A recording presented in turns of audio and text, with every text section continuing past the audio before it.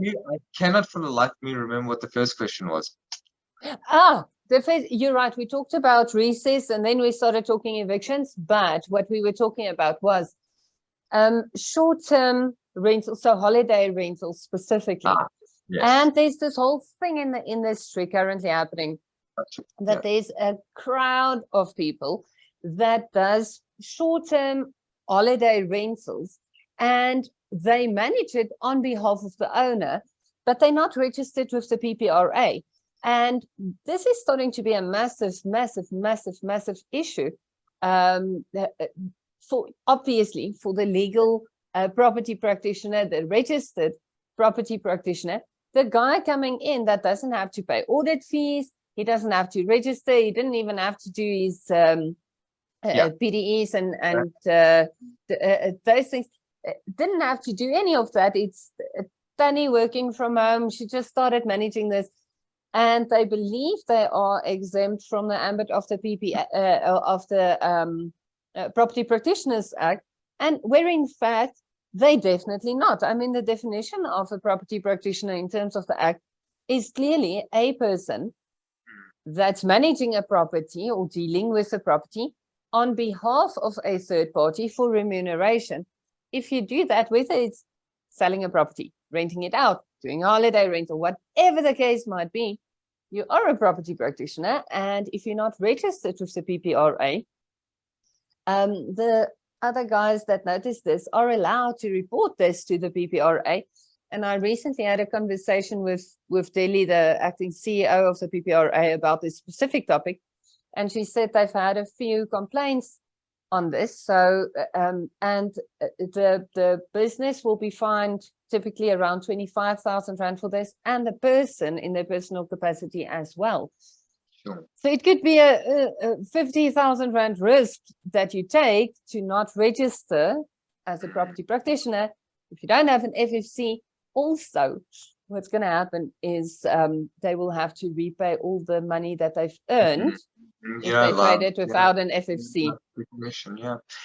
So just tell me, out of interest, so I suppose why this question surprises me is, but why? So what's the logic behind feeling that you don't fall within the ambit of the act? Because I'd love to hear that. Maybe there's some sense to it, but it's property, it's brokering, it's leasing. Yeah, the length has never been defined in the act as, oh, leasing only applies to 1 month plus. I mean, we can have that debate around Rental Housing Act and that sort of thing, but never. And PI. I mean, PI can't apply. But so where it's coming from, Bruno, this is as well as it is, and this is the only answer I could get for that question, is the reason why the short-term holiday rental guys believe they don't have to register is because they look at the guys, the owners running Airbnb investment sort of things. So it's silly, because it's almost like thinking, okay, but if I own a property, I rent it out to my tenant, I manage my own rental, okay? If somebody does that on my behalf, they issue the invoices, they collect the rent, what. Obviously, that person is a property practitioner and they must have an FFC. Yeah. But now what's happening is there's a lot of people that does holiday rentals. So they do the listing on Airbnb or bookings.com or whatever the case might be, and they charge a fee for that. So they see it more as an administrative role rather than a role of a property practitioner. But I mean, the act, if you look at the intention of the act, it is supposed to cover the administrative role, because you are delivering a service to the occupant as well as the landlord. And for that, you do require an FFC. So I think that's the logic. It looks like holiday rentals isn't real rentals, but they really are. Yeah, that's actually so interesting, though. Sure. Okay, because I mean, the way that you're describing it, I mean, it's clear, obviously. So, like you're in the process of procurement, Airbnb just acts as a platform, simple as that. But it's just so interesting, because as you're mentioning this, I'm thinking of situations right now as I go along my long list of like Airbnb clients where some of them literally will only use someone to give them advice on this, but which photos should be loaded, maybe load these photos, that sort of thing. So they very strategically use service providers within the industry to be able to give them the best advice. And this platform is so dynamic that they just use the platform to be able to go, great, if you word it like this and word it like this, word it like this, you're good. Awesome, you're happy, okay, I'm going off. And it almost becomes more consultancy, where they don't care who your tenant is. They just set up your profile and go, it's pretty, here's your picture, here's the picture of the place, we made it look nice, we did a nice little write-up, there you go. And they arguably, I would say, well, that is just more a marketing role than it is a practitioner role. So I suppose there's like a bit of a fine line there, like how far this person goes into, goes from marketing to being a practitioner, or not marketing like property marketing, but marketing as in, this is the design, this is what it looks like, there you go, off you go, do it yourself. My job here is done.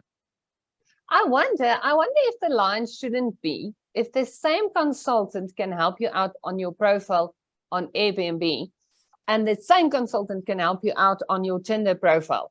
If that is the case, I don't think that person is a property practitioner. I think that should be the line. I don't know what kind of pictures you're taking for the Tinder profile. Market positioning. Yeah, sure. I think that's my answer. That's the line. No, that's interesting. It is interesting because I work with a lot of guys that focus their businesses around teaching people what their profiles should look like.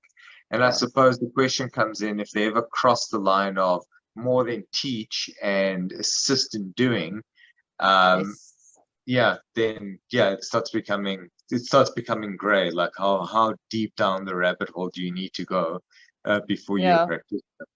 Yeah. And I must say, I think it comes in, I think the line is typically on, not actually the Tinder thing. I think the actual line is on engagement with the tenant. As soon as there's engagement with an inquiry, a prospective tenant, a prospective purchaser, a prospective, as soon as that happens, I believe then if I understand correctly, there's a host function there, and I do see with some of the places I book out, the host isn't necessarily the owner, because when you call, it's a rental business, and you go, okay, cool. And they actually even say in the description it's owned by a Yanni, and then you see somebody else's name there under host. So there, I totally agree with you, because that steps into the line of leasing agents. Simple as that. Exactly. Short-term leasing, Exactly. Cool. Awesome. I think that's basically it, right?